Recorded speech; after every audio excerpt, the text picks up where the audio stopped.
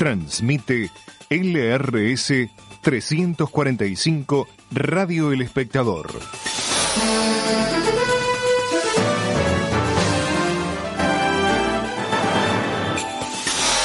En su canal de frecuencia modulada 100.1 desde Rafaela, provincia de Santa Fe,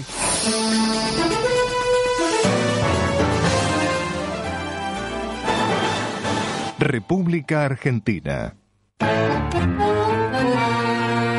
Ahora comienza Sábado 100. Sábado 100, conducido por Emilio Grande Hijo.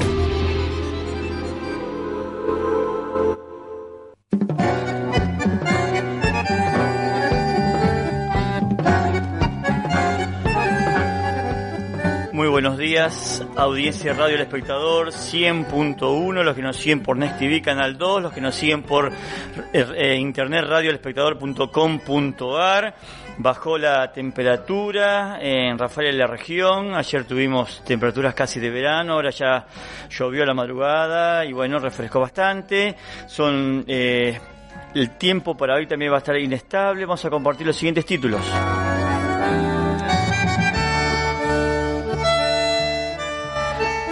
Economía, sobre cómo afectan las restricciones horarias del gobierno provincial en el sector comercial, habla Gabriel Corrado, presidente de la Comisión de Comercio del Centro Comercial Industrial de Rafaela y la región. También le vamos a preguntar, entre otras preguntas, si reciben alguna ayuda del Estado.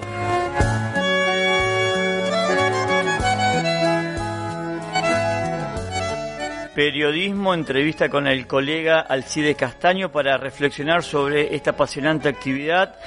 ¿Qué aportes está haciendo la profesión en el contexto de la pandemia, cuarentena y sobre su extensa trayectoria profesional en distintos medios?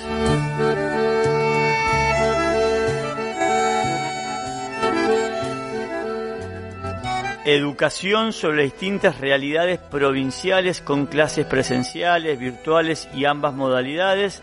En el marco de la crisis sanitaria, opina Guillermo Sáenz, quien cuenta con una larga experiencia educativa en escuela y la gestión pública. Auspician Sábado 100.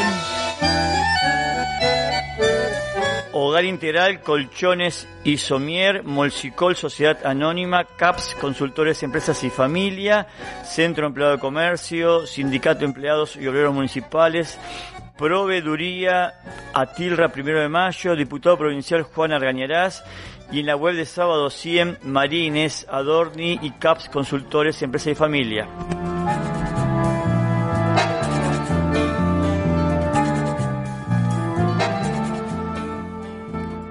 Editorial.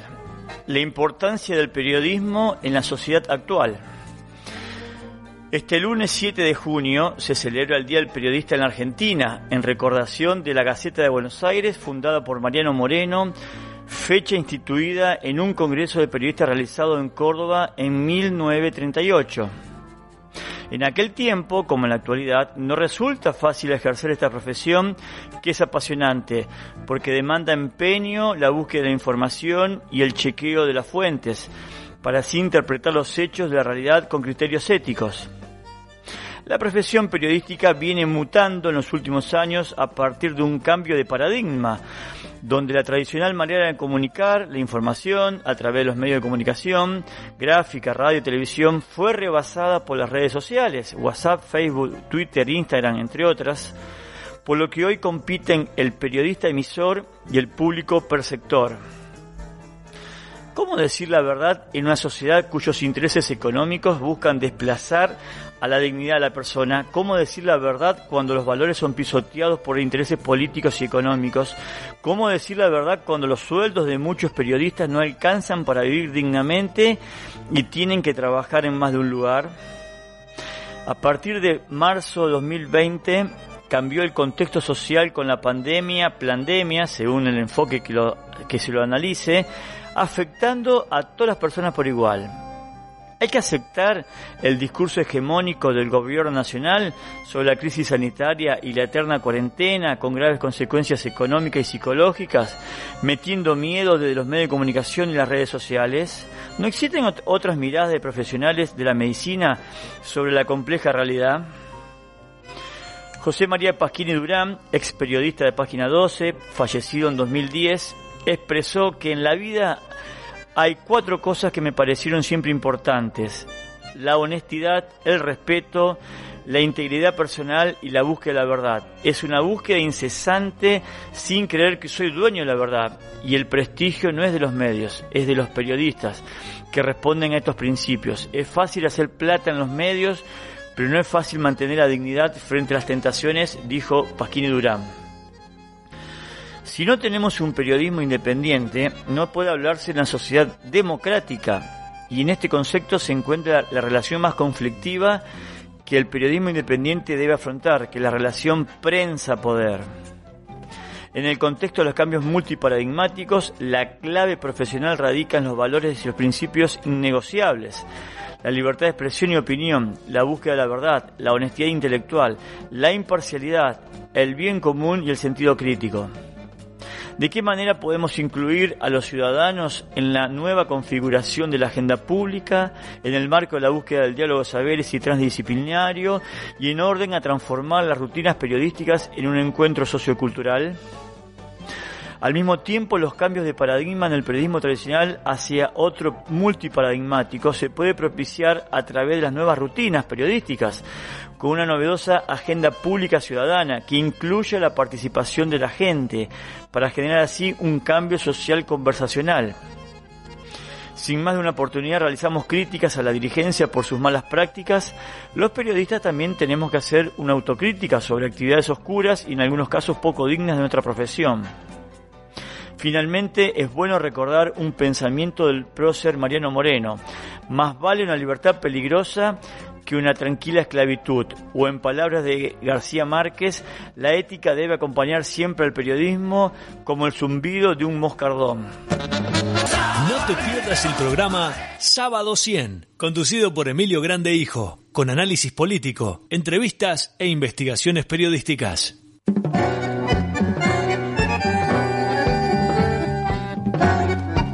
Estábamos escuchando el tema de los Palmeras. Soy sabalero, ¿por qué? Porque anoche salió campeón Colón de Santa Fe por primera vez en la historia del fútbol argentino, y bueno, teníamos que asociar nuestras fiestas. Yo no soy hincha de Colón, digo como miro la realidad. Es un equipo del interior que le ganó a un equipo de Buenos Aires.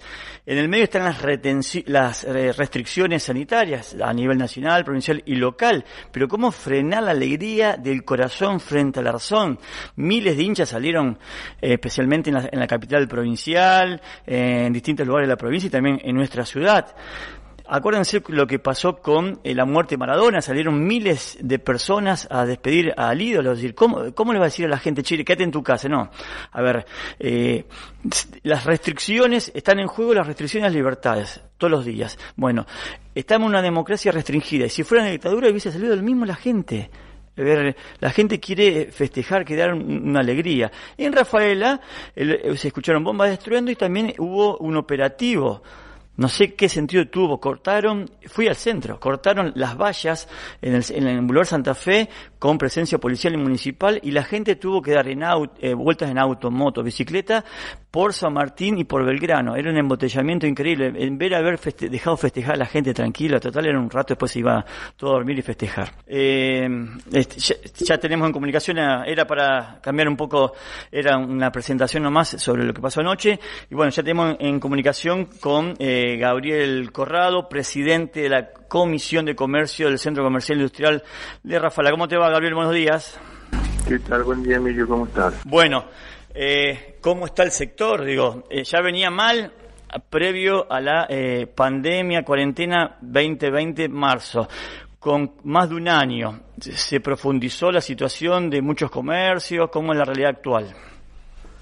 Bueno, la realidad es que la situación obviamente es grave en algunos sectores, que ya, como bien lo dijiste, hace 15 meses, de los cuales no pueden trabajar ni siquiera con algo de normalidad. Por darte un ejemplo, el sector turismo, el sector de eventos, que en cuanto pudieron empezar a trabajar un poco, volvieron nuevamente las restricciones, y realmente hay una preocupación muy, muy grande en el resto también de los sectores. A ver, nosotros entendemos el contexto y la crisis sanitaria por la que se atraviesa. De hecho, durante todo este tiempo hemos estado colaborando desde nuestro pequeño espacio, ya sea con aportes para fortalecer el equipamiento en lo que es nuestro hospital de Rafaela, como centro comercial, estoy diciendo, ¿no? De la misma manera, como centro, hemos hecho campañas de concientización que quienes visitan los comercios pueden ver la cartelería que hemos implementado, y constantemente también hacemos una comunicación a nuestros asociados para lo que se refiere al respecto de los protocolos, porque entendemos que esa es una de las herramientas fundamentales para combatir la expansión de la pandemia.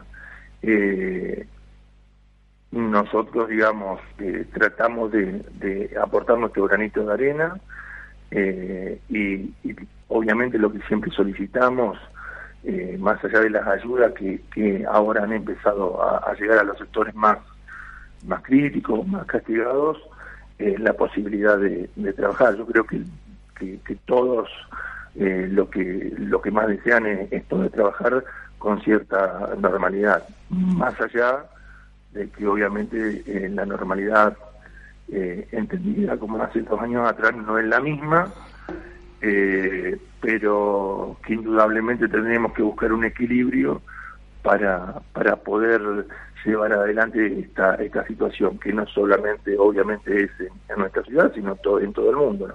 Sí, en este contexto, cuando el año pasado el presidente Alberto Fernández decía, privilegiamos la salud y la economía, por lo que estás contando, se empobreció, todos sufrimos en más o menos. Los horarios con las restricciones, hasta las 18 horas, termina, entre comillas, jodiendo mucho, no solamente a algunos rubros en particular, sino a muchos. La parte económica, alimentaria, ya sea gastronómica. ¿Sirve esto hasta las 6 de la tarde, cuando tenemos que meternos hasta el día siguiente? U otro, el tema ahora, vestimenta, o por el Día del Padre, A ver, nosotros, perdón que te interrumpa. Sí, no hay problema. Nosotros, digamos, lo que planteamos es una flexibilización en el horario, o sea,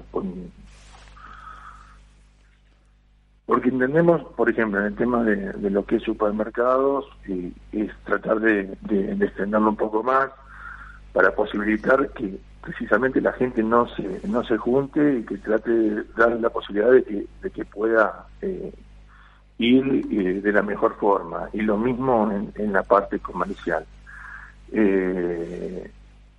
Entendemos que es muy corto, o sea, sobre todo en una ciudad como la nuestra, el interior, en el cual el horario corrido no es algo que está instaurado, y se ha intentado ya el año pasado y no ha tenido éxito. O sea,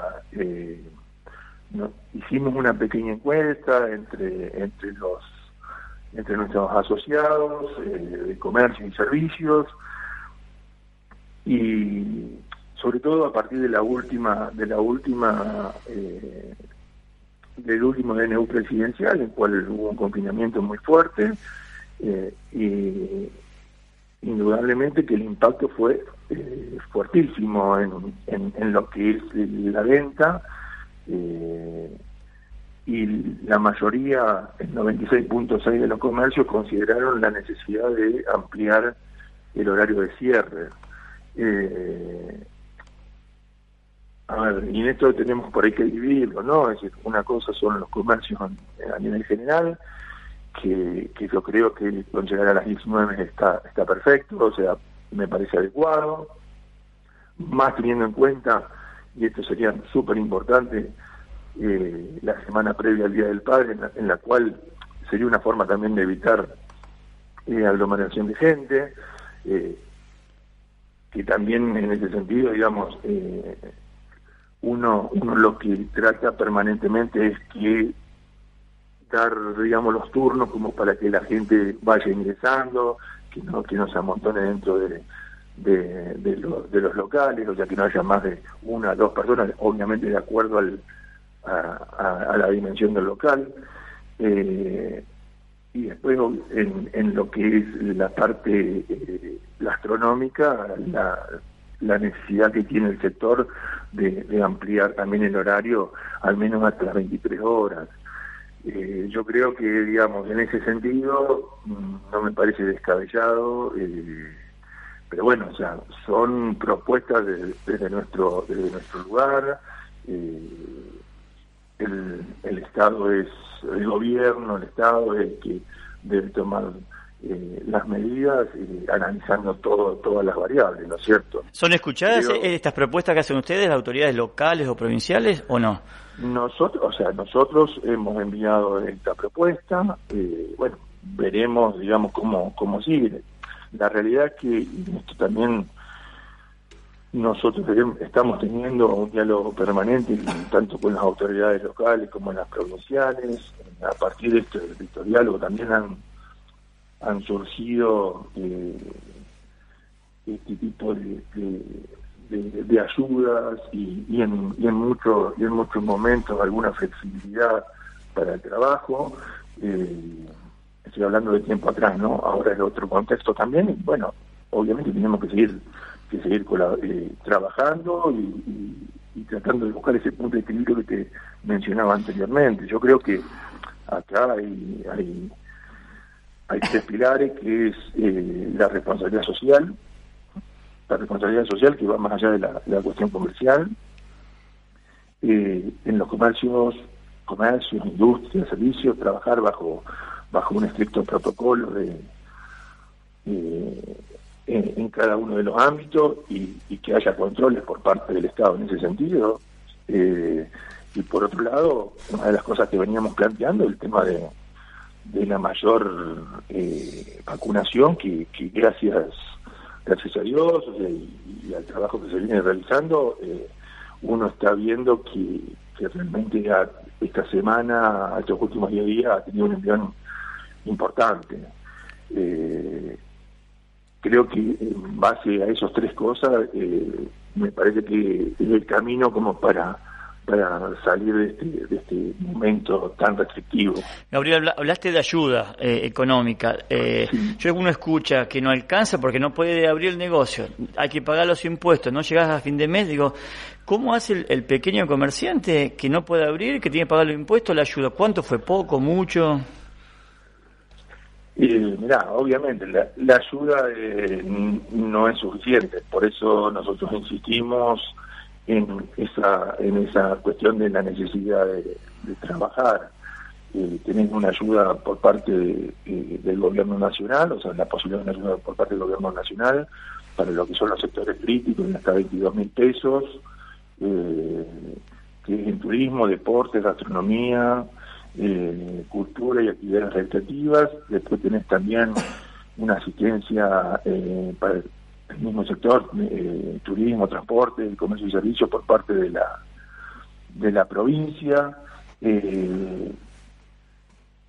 pero digamos, sabemos que esto es un mínimo paliativo y que obviamente se valora como gesto, pero acá, digamos, lo importante es tratar de, como dije en el inicio de la nota, está claro, tratar de recuperar la modalidad de trabajo lo antes posible y llegar a un punto, digamos, de trabajar con normalidad, ¿no? O sea, dentro del contexto en el cual estábamos atravesando.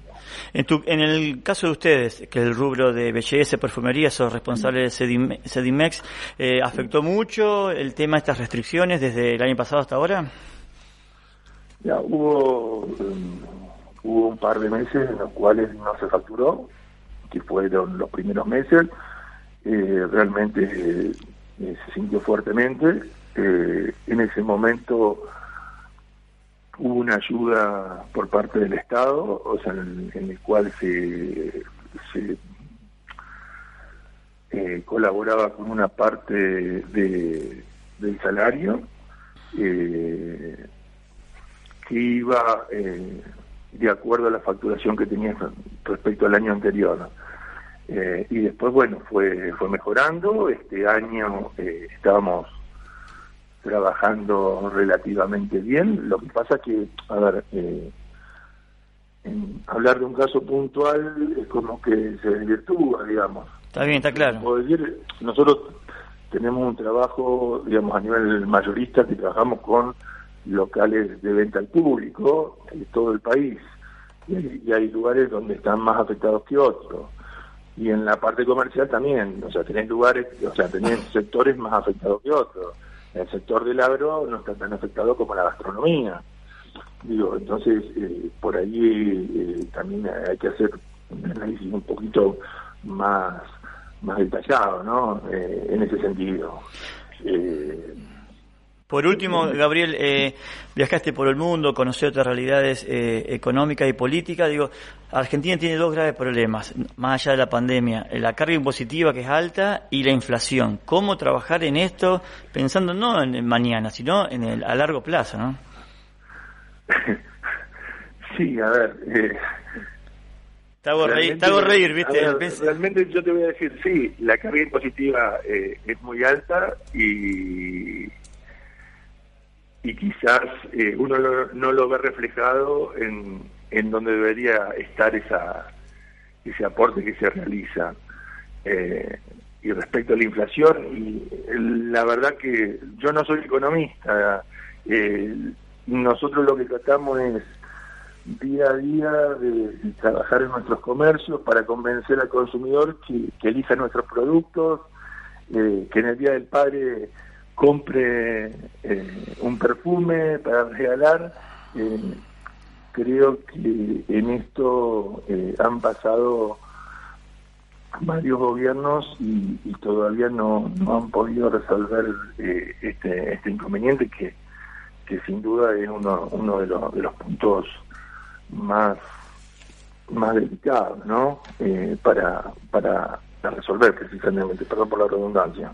Gabriel Corrado, presidente de la Comisión de Comercio del Centro Comercial Industrial de Rafaela, muchas gracias por esta comunicación con el programa Sábado 100. Después gracias. Después de la tanda tenemos la entrevista con Alcides Castaño para hablar sobre periodismo. No te pierdas el programa Sábado 100, conducido por Emilio Grande Hijo, con análisis político, entrevistas e investigaciones periodísticas. ¿Estás pensando en renovar tu descanso? En Hogar Integral tenemos el colchón de tus sueños. Encontrá la más amplia variedad de colchones Certa en nuestro local de Avenida Santa Fe 344. Aprovecha 12 y 18 cuotas sin interés con todos los bancos y muchos beneficios más. Hogar Integral, representante exclusivo Certa. La Proveeduría de Atilra atiende desde hace más de 20 años a afiliados del gremio y al público en general con los productos La Paulina al mejor precio y otros productos de almacén. De lunes a viernes de 8 a 12 y de 15 a 19 y los sábados de 8 a 12:30 horas. En calle Maipú 343. Para consultas al WhatsApp 3492 24 37 39. Asociación Mutual de Trabajadores Lácteos 1 de Mayo. Siempre cuidando la vida y la familia. Juan Argañarás, diputado de la provincia de Santa Fe. Sindicato de Empleados y Obreros Municipales. Caminamos juntos en la defensa de nuestros derechos y seguimos creciendo en beneficio de la familia municipal. Más de 2.600 trabajadores en 47 localidades de la provincia de Santa Fe. SEOM. Nos une el trabajo. Sede social, Avenida Brasil y Lavalle. WhatsApp 3492 69 67 16. En Centro Empleados de Comercio tenemos muchos beneficios para vos. Obra social, mutual, farmacia, fondo compensador, fondo de ayuda mutua, asesoramiento laboral, jardín maternal, talleres y capacitación, biblioteca, turismo, enfermería. Centro Empleados de Comercio, al servicio de sus afiliados. Molsicol Sociedad Anónima, consignatario mayorista de azúcares. Sabemos que es difícil, pero estamos. Si estás embarazada y necesitas ayuda, tenés que saber que no estás sola. Comunicate con nosotros. Llámanos al 3492 385736 o buscarnos en Facebook e Instagram como Rafaelinos por la Vida. Queremos acompañarte. No te pierdas el programa Sábado 100, conducido por Emilio Grande Hijo, con análisis político, entrevistas e investigaciones periodísticas.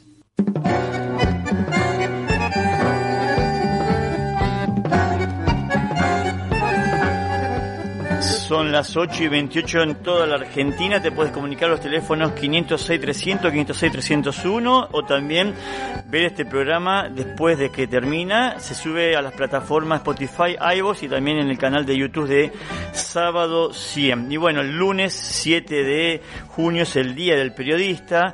Invitamos a uno de los colegas de nuestra ciudad. En este caso me refiero a Alcides Castaño, que tiene una larga trayectoria en gráfica, escribió en La Opinión, escribe en Castellanos, en los canales locales, en radio. ¿Cómo te va, Alcide? Buenos días. Hola, Emilio, buen día.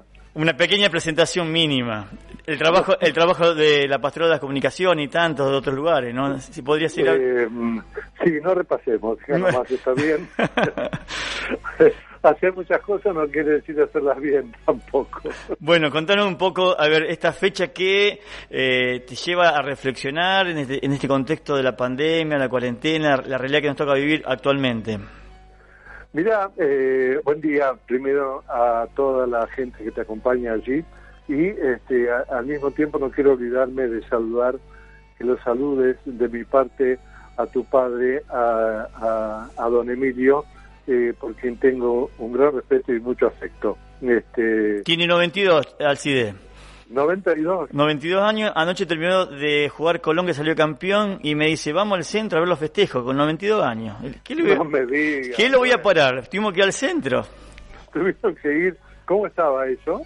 El tema es que, a ver, uno entiende las restricciones y las medidas, pero ¿cómo, lo dije antes, cómo frenar que la gente se quede en su casa, sea de Colón o el equipo que salga campeón? Imposible.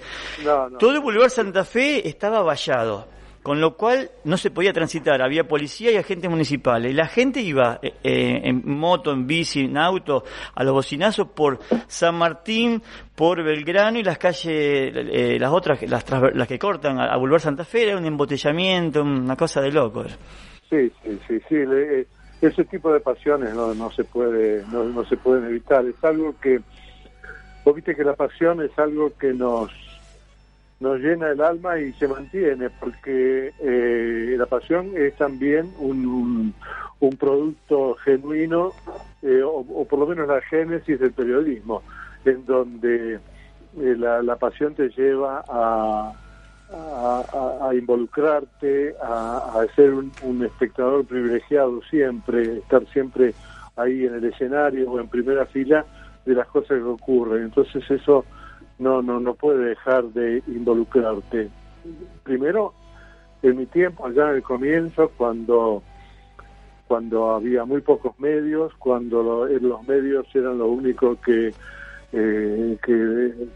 importaban para la comunicación de la gente, había una radio, un diario, un trisemanario y paremos de contar, y las esquinas y los bares, que eran los otros puntos de comunicación. Hoy las redes sociales han modificado un poco el modo de comunicarse de la gente. Es un fenómeno del cual uno se puede adherir o renegar, pero es un fenómeno real que nos ayuda a saber, digamos, a despertar nuestra necesidad de averiguar, de profundizar. Para eso después vamos a los medios y por ahí sale algún comentario, entonces uno no va a la persona que lo dijo porque normalmente no la conoce, pero sí va al medio a profundizarla, a ampliarla, a ver qué es lo que hay de verdad. La verdad, esa materia prima que necesitamos para que en este tiempo o en cualquier otro sea el protagonista de la cosa, ¿no? Cómo saber cuánta verdad, qué porción de verdad hay en un acto de comunicación. Para eso hay que saber cómo es el que lo emite, a dónde se lo emite, hacia quién es el receptor, cómo lo difunde, cómo lo interpreta.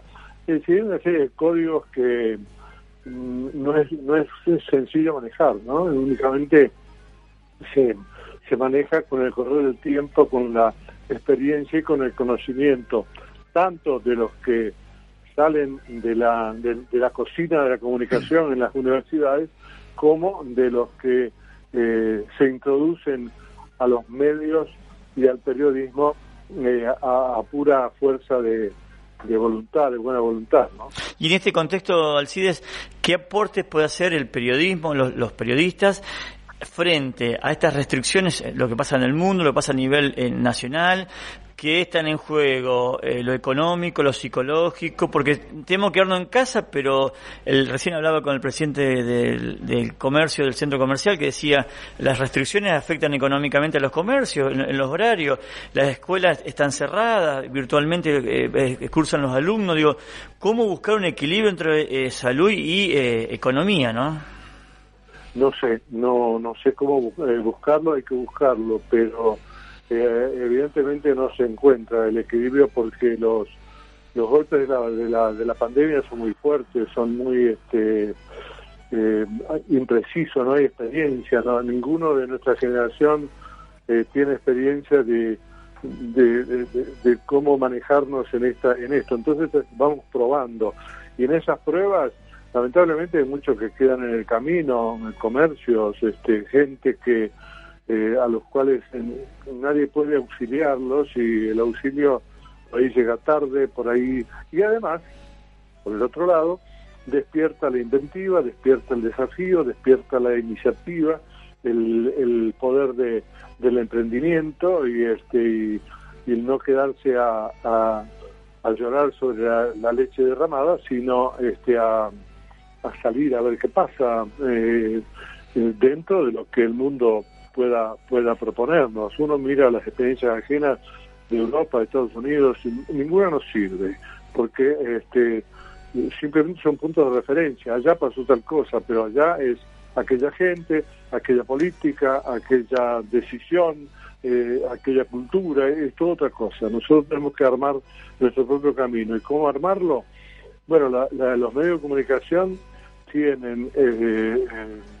tenemos, hablo en primera persona también, aunque últimamente no estoy demasiado presente, pero algo aporto. Tenemos la necesidad y la obligación de darle a la gente la verdad como pieza esencial de todo este armado, además de la verdad, digamos, el punto de vista, y que ese punto de vista no esté viciado de tendencias, porque el otro fenómeno del periodismo local es el fenómeno de la militancia, del compromiso, de la presión, del alquiler de nuestra pequeña verdad hacia quienes, ante nuestra necesidad de subsistir, nos dan algún dinero para que podamos subsistir. Eso es un condicionante que sigo tratando de que no sea en primera persona este último tema, pero sé de mucha gente y se ve, se nota, se descubre, por un lado la militancia, que es una cuestión de principios y que es inevitable reflejarlo, y por el otro una especie de militancia que va fluctuando de acuerdo al interés del momento. Pero el papel del periodismo es siempre fundamental, por lo menos como para dar elementos para discusión, para dar elementos para convivencia, para dar elementos por la paz, por la justicia, pero sobre todo ese ingrediente fundamental que es la verdad, ¿no? En este contexto mencionaste muchas cosas, tu larga trayectoria. Antes, al principio hablamos de La Opinión, el Radio de Rafaela, el canal local en sus primeras versiones, las nuevas versiones. Ahora me parece que también colaborás en Next. Ahora estás escribiendo en castellano. ¿Qué podés rescatar de cuántos? 40 años de trayectoria de periodismo, Alcides. Sí, un poco más, pero... Más de 40, bueno, ¿qué te marcó? ¿Qué cosas rescatás de tantos lugares, tantos ámbitos, tanta gente que estuviste? Aprender, tener siempre, desde el comienzo hasta el final, la necesidad de aprender de la gente, de escuchar en la voz de la gente qué es lo que tiene de verdad, que todos tienen algo, y sobre todo que el medio es lo importante. Uno a veces tiene la sensación de que uno es el personaje, en realidad el personaje es el medio, y en la medida que uno contribuya a engrandecer ese medio, engrandece la herramienta para llegar a la gente. Y creo que ver a el que tiene fe, ver a Dios en el que le habla, el que no la tiene, ver la porción de verdad en el que le está comunicando algo, escuchar, sobre todo escuchar a la gente, escuchar, coincida o no conmigo, pero saber que cada uno tiene esa porcioncita de verdad que nos enriquece a todos. Alcides Castaño, muchas gracias por tu testimonio en este previo a lo que va a ser el lunes, el festejo del Día del Periodismo, que también va a ser virtual, que no puede haber actos, que no puede haber actividades por las restricciones. Bueno, muchas gracias, Emilio, por el llamado, por tenerme en cuenta, por todo lo que se puede seguir haciendo desde ahí, desde la radio, desde los medios en los que uno va teniendo alguna porcioncita. Saludos a toda tu gente, a toda la audiencia y a todos los colegas que, celebraremos a nuestra manera con mayores aportes y sobre todo con mejor calidad de información. Muchas gracias. Después de la tanda comercial tenemos a Guillermo Sáenz para hablar sobre educación. No te pierdas el programa Sábado 100, conducido por Emilio Grande Hijo, con análisis político, entrevistas e investigaciones periodísticas. La Proveeduría de Atilra atiende desde hace más de 20 años a afiliados del gremio y al público en general con los productos La Paulina al mejor precio y otros productos de almacén. De lunes a viernes de 8 a 12 y de 15 a 19 y los sábados de 8 a 12:30 horas. En calle Maipú 343. Para consultas al WhatsApp 3492 24 37 39. Asociación Mutual de Trabajadores Lácteos 1 de Mayo. Siempre cuidando la vida y la familia. Juan Argañarás, diputado de la provincia de Santa Fe. Sindicato de Empleados y Obreros Municipales. Caminamos juntos en la defensa de nuestros derechos y seguimos creciendo en beneficio de la familia municipal. Más de 2.600 trabajadores en 47 localidades de la provincia de Santa Fe. SEOM. Nos une el trabajo. Sede social, Avenida Brasil y Lavalle. WhatsApp 3492 69 67 16. En Centro Empleados de Comercio tenemos muchos beneficios para vos. Obra social, mutual, farmacia, fondo compensador, fondo de ayuda mutua, asesoramiento laboral, jardín maternal, talleres y capacitación, biblioteca, turismo, enfermería. Centro Empleados de Comercio, al servicio de sus afiliados. ¿Estás pensando en renovar tu descanso? En Hogar Integral tenemos el colchón de tus sueños. Encontrá la más amplia variedad de colchones Certa en nuestro local de Avenida Santa Fe 344. Aprovechá 12 y 18 cuotas sin interés con todos los bancos y muchos beneficios más. Hogar Integral. Representante exclusivo Certa. Molsicol Sociedad Anónima, consignatario mayorista de azúcares. No te pierdas el programa Sábado 100, conducido por Emilio Grande Hijo, con análisis político, entrevistas e investigaciones periodísticas.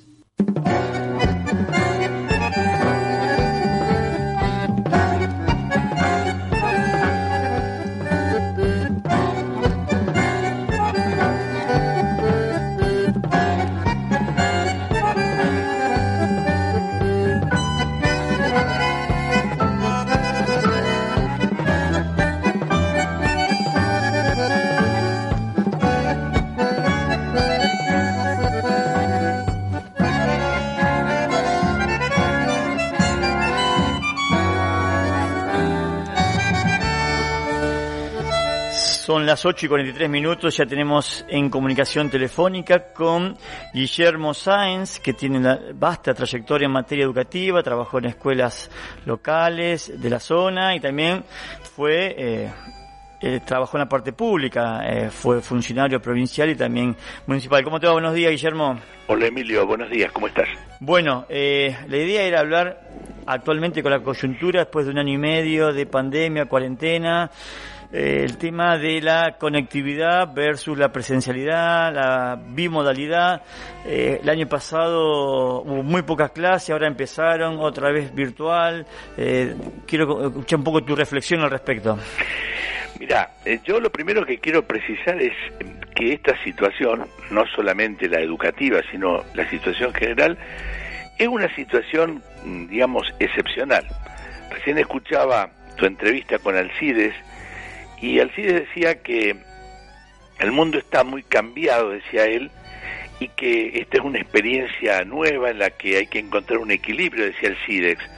Y vamos probando. Y agregó, dice, es un momento para despertar la inventiva, el emprendimiento. Bueno, eso me ha hecho pensar en que en este contexto nosotros tenemos que empezar a sistematizar la experiencia que hemos hecho en educación este año y meses de primero suspensión, después pura presencialidad y ahora combinación de presencialidad con virtualidad o en algunos casos predominio de la virtualidad. Lo primero que me parece importante decir es que tenemos que tratar de favorecer el normal desarrollo de la actividad educativa. Cuando digo normal, digo tratar de hacer todo lo posible para que los estudiantes de todos los niveles no vean interrumpido su proceso de aprendizaje. Ahora, eso significa que tenemos que encontrar, Emilio, actividades educativas según los niveles de aprendizaje y teniendo en cuenta los riesgos, digamos, epidemiológicos que se corren. Hubo toda una disputa estos últimos tiempos, sobre todo en algunos distritos, Buenos Aires, la ciudad autónoma, respecto de presencialidad y como una especie de antinomia, presencialidad-virtualidad. Yo creo que hay que combinar en este momento las dos formas. Tenemos que encontrar, se llama esto, bueno, le llaman algunos bimodalidad, ¿no? Un sistema en el que alternemos periodos, repito, según las indicaciones sanitarias, de presencialidad y de virtualidad.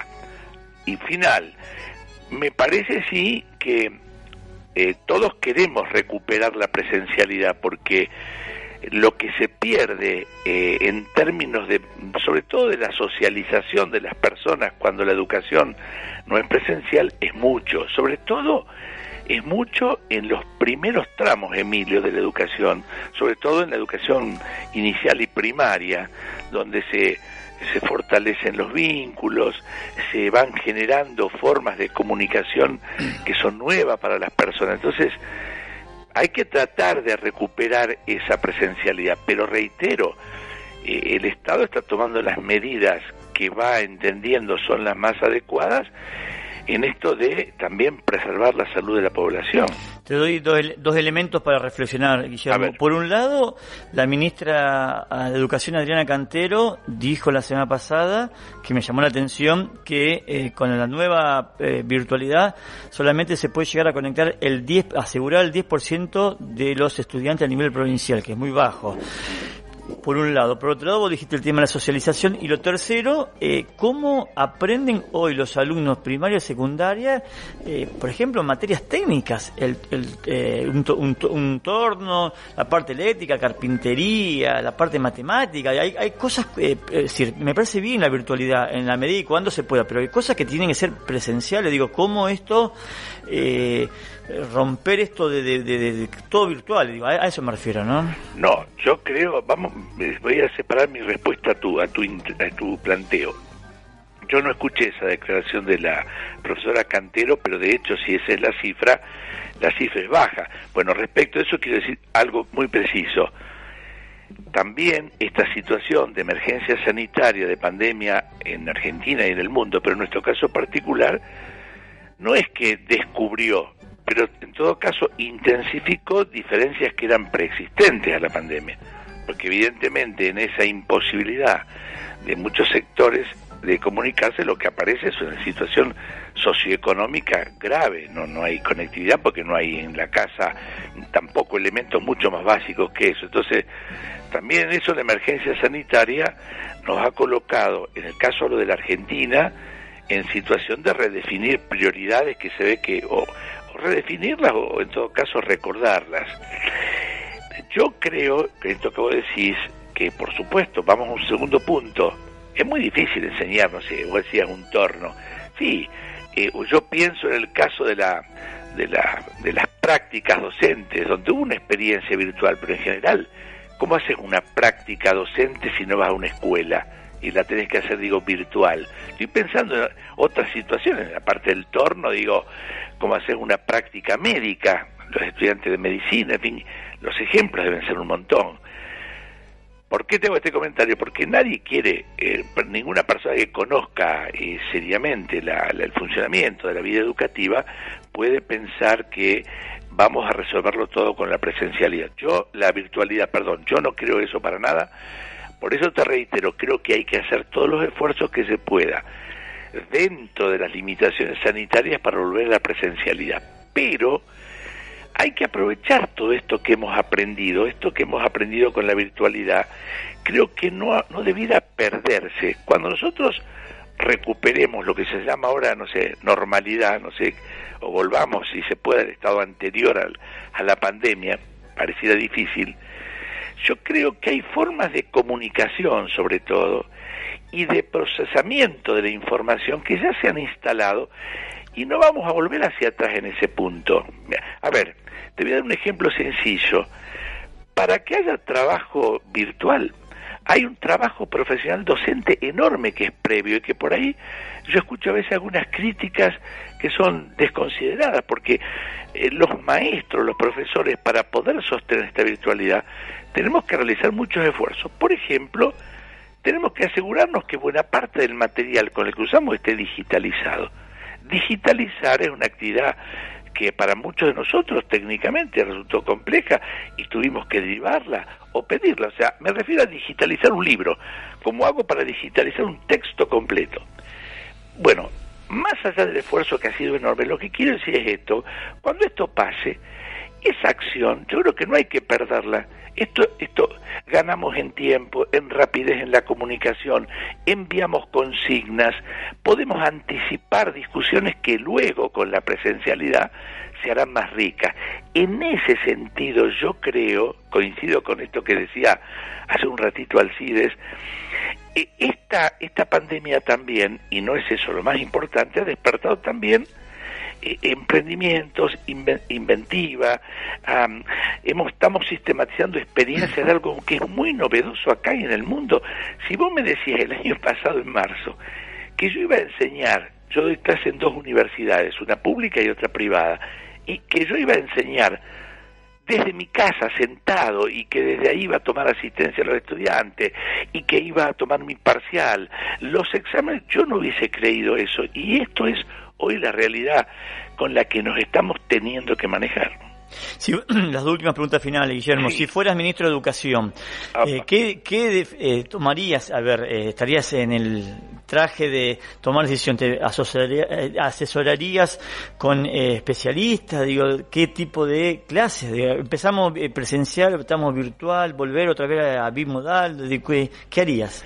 No, yo creo que haría lo que seguramente están haciendo quienes están a cargo de esta situación. Yo no dudo que quienes están tomando las medidas lo están haciendo a partir del asesoramiento que están recibiendo, y yo en eso después el resultado uno puede juzgarlo de una u otra manera, puede señalar aciertos, errores, y eso es razonable que ocurra. Yo no creo que se estén tomando las medidas a tontas y a locas, no. Sí, claro, yo creo que estaría en una permanente consulta con quienes conocen más de esto para estar. Te repito, la decisión de suspender y volver a dar clases, eso es una tarea que no toman solamente las autoridades educativas, sino que entiendo yo que hay un diálogo con sanitaristas y personas que conocen los riesgos, repito, epidemiológicos que se corren o no. Yo no necesito aclararlo, que no soy médico, no voy a hablar de lo que no sé, pero a mí me da la impresión, por lo que conozco la escuela después de muchos años en las instituciones, y que son ámbitos donde hay mucha circulación de personas. Vos pensá, no solamente los niños, niñas y docente y personal, los padres que van a buscar, los transportes públicos que llegan a la escuela. La escuela es una actividad que motoriza, pone en movimiento muchísimas personas. Por eso cuando a veces dicen, pero no es tan riesgoso, yo sé que ahí hay un gran movimiento de personas y que hay que tomar muchos cuidados, y que los más chiquitos, por más que nosotros los formemos y los eduquemos, tienen menores posibilidades de ser rigurosos en el cumplimiento, no es de hábitos. Me refiero a un estudiante de secundario, un estudiante de universidad, uno tiene otros recursos para plantearle, bueno, miren, esto es una cuestión personal, es conciencia de ustedes. Los niños y niñas muy pequeños están formando esa conciencia. Entonces, por ahí para un maestro, es difícil enseñar con protocolo, mantener estrictamente principios sanitarios que nos aseguren que no nos vamos a enfermar. Yo claro que estaría buscando toda la información y yo insisto, creo que esto de alternar la bimodalidad es una estrategia que se ha encontrado razonable. Bueno, periodos de clase y periodos de virtualidad. Por el momento no veo tan posible suspender eso yo. Por último, Guillermo Sáenz, tuviste en larga 40 años de trayectoria, en Vila, Ramón... Estoy como Alcides, un poquito más. Más de 40. Sí. En Vila, Ramona, en la Escuela Becchioli, en el EMPA, ahora en el Instituto Terciario, ahora en la universidad. ¿Qué balance haces? ¿Qué rescatás de la educación? Yo después de todo este tiempo, yo en lo personal, que es una profesión que volvería a abrazar 100 veces toda mi vida, la vida me ha confirmado que Dios me premió con esto de ser educador. Después está como uno lo ha hecho, por supuesto lo he hecho con acierto y con errores. Ahora, a mí me ha marcado personalmente mucho y me ha dejado lo que ayer conversábamos con los estudiantes. Yo ayer tuve clase en la Universidad Católica de Santiago del Estero, donde doy clase, y en un momento hablamos de esto, salió tangencialmente, que la educación es sin duda, pero te lo digo con la mayor convicción, una prioridad esencial. Y que de esto sí me convencí, de que los países, las comunidades que han podido superar problemas de estancamiento y de su desarrollo y de exclusión, lo han hecho poniendo en marcha procesos educativos sostenidos, permanentes y con altos niveles de inversión. Las energías materiales y espirituales de una comunidad, las más importantes, creo, tienen que estar puestas en la vida educativa. Guillermo Sáenz, muchas gracias por tu testimonio educativo en el programa Sábado 100 por Radio El Espectador. Para ustedes y feliz día del periodista, si Dios quiere. Bueno, gracias. Chau, chau.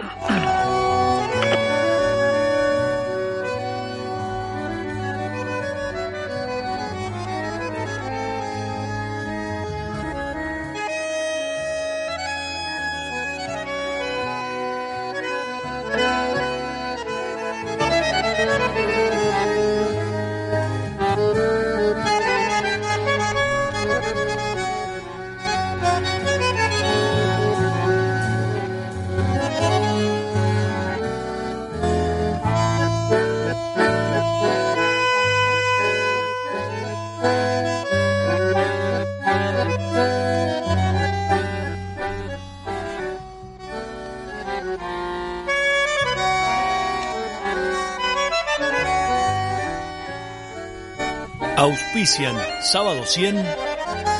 Hogar Integral, Colchones y Somier, Molsicol, Sociedad Anónima, CAPS, Consultores, Empresas de Familia, Centro Empleado de Comercio, Sindicato de Empleados y Obreros Municipales, Proveeduría 1 de Mayo, Diputado Provincial Juan Algañarás, en la web de Sábado 100, María Inés Adorni y CAPS, Consultores, Empresas de Familia, y también agradecer al equipo de trabajo. Hoy en la parte técnica está Mariano Infeld, también Jonathan Faber, Verónica Farías, y también a los oyentes que nos siguen sábado a sábado. Y antes